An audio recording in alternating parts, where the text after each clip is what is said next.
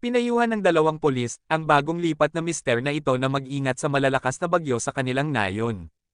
Bukod sa bagyo ay pinaalalahanan din ng mga pulis ang mister na mag-ingat dahil mayroon lalaking pumapatay ng tao sa kaparehong lugar.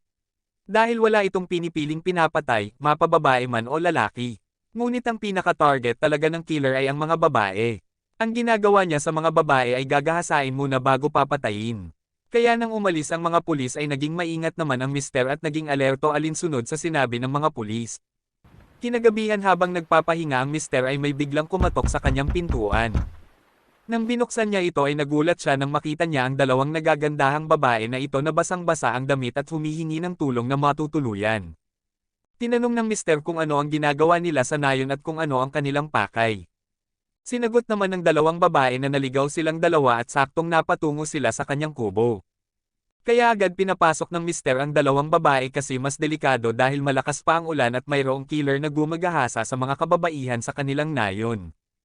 Tugon naman ng dalaga na dito na sila magpapalipas ng gabi kaya naghanap ang mister ng maisusuot na damit ang mga dalaga upang palitan ang mga basang damit nila. Habang bumibihis ang mga dalaga ay pinagtimpla sila ng mister ng mainit na kape.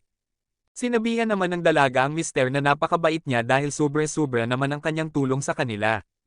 Kaya sinagot naman ng mister na hindi niya gusto na ipagtaboy silang dalawa lalo't na nasa kalagitnaan na ng gabi. At para maging safe sila sa tanyag na killer na si Jack the Ripper from Tokyo. Habang nagkakape, nagpalitan sila ng mga mensahe at sinabi naman ng mister na siya talaga ay isang professor from Tokyo na inakala ng dalaga ay isang manunulat. Pinakilala naman ng dalaga ang kanilang pangalan. Ako si Nami Onishi at ako naman si Yukako Onishi. Tumagal ang kanilang pag-uusap habang kumakain ng hapunan.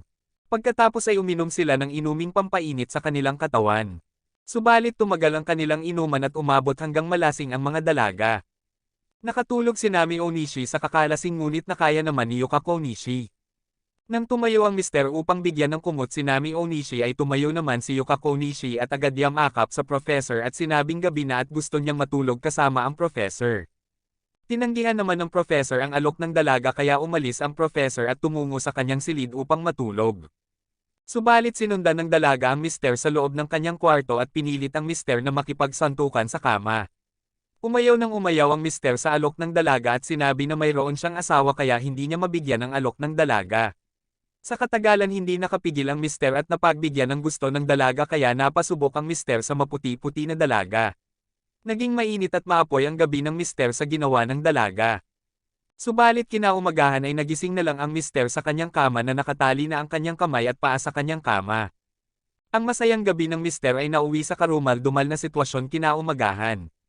Pinagtulungan ng dalawang babae ang mister ang sinabihan siya nito na gusto nila ang kanyang katawan at wala silang pakialam kahit na mayroon na siyang asawa.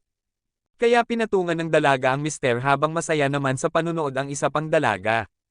Pagkatapos ay pumalit naman si Yuka at pinakain ni Yukako Onishi ang kanyang tinapay sa mister habang umuungol ito. Naging masaya na malungkot at mapait ang naging sinapit ng mister sa dalawang magandang dalaga.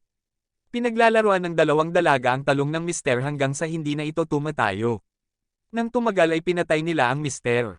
Pinalunok nila ito ng kung anong bulitas at pagkatapos ay pinatungan at pinakain naman ulit ng dalaga ang kanyang mamon na naging dahilan ng pagkaputol ng hininga ng mister. Yan lamang at salamat muli. Pakitampal naman ang subscribe button at pahit ng notification bell para ma-notify ka sa mga susunod kong video.